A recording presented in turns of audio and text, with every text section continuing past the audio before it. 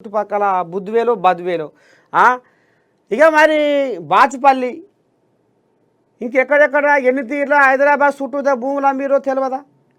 43 లక్షల భూములు 43 లక్షల అటవీ భూములు కూడా వీళ్ళు మింగేసిర్రు 43 లక్షల అటవీ భూముల వీళ్ళు మింగేసిర్రు ఇది కాదా